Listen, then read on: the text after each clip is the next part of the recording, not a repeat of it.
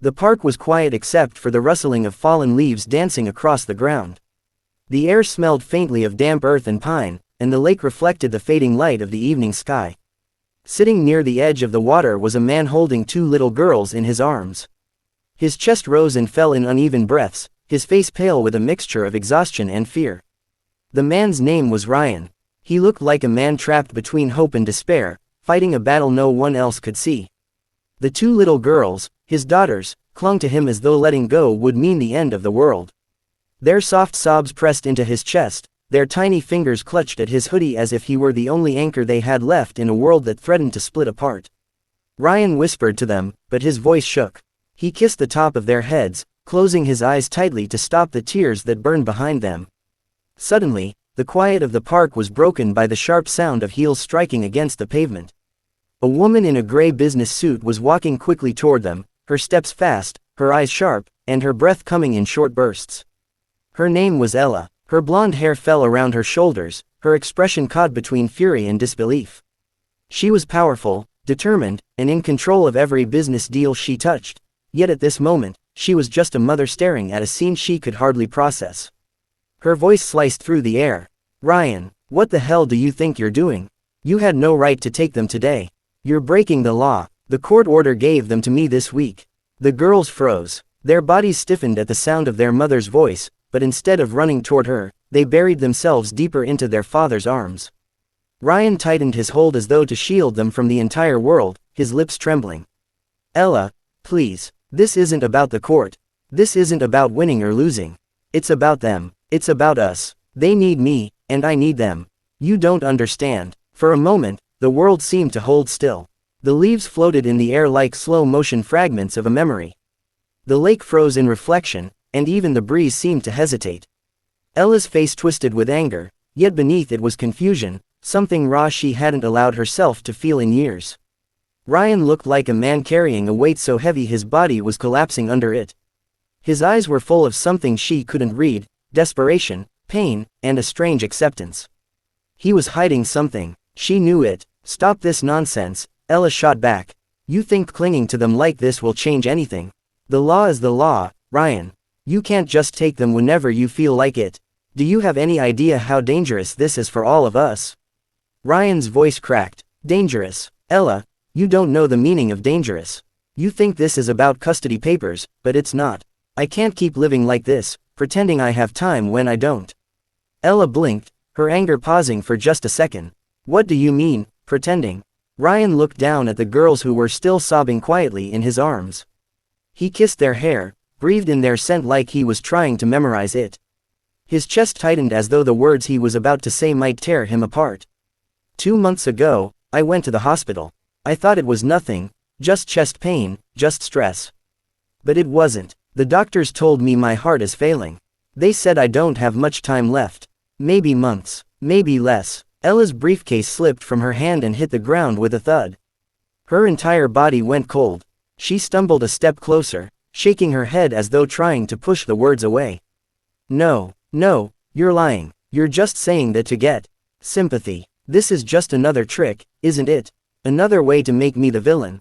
Ryan shook his head slowly, his eyes shining with tears he could no longer hold back. I wish it was a trick.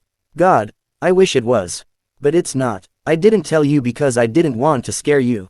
I didn't want the girls to live in fear. I wanted time. A little more time to hold them, to play with them, to remind them that I love them. I didn't want their last memories of me to be a hospital bed and machines keeping me alive. Ella's legs gave out beneath her, and she collapsed to her knees in the grass. The fury that had burned so brightly inside her moments before was gone, replaced by horror, sorrow, and guilt so sharp it made her chest ache. She covered her mouth with her trembling hands, tears spilling freely down her face. Ryan, her voice cracked. Why didn't you tell me?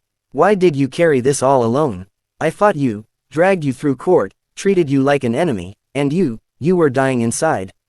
Ryan reached out a hand and touched her cheek, his palm warm and fragile all at once. Because I wanted to protect you. Because I didn't want you to pity me. Because I knew the moment I told you, everything would change, and I just wanted one last chance to feel normal. To feel like a dad.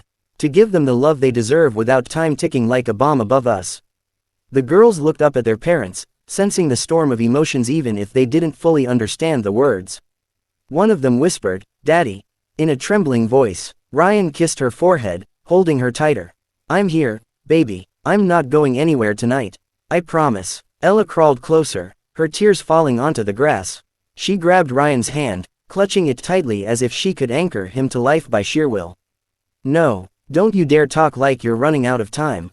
You're not leaving them, you're not leaving me. I don't care what the doctors say, we'll fight this.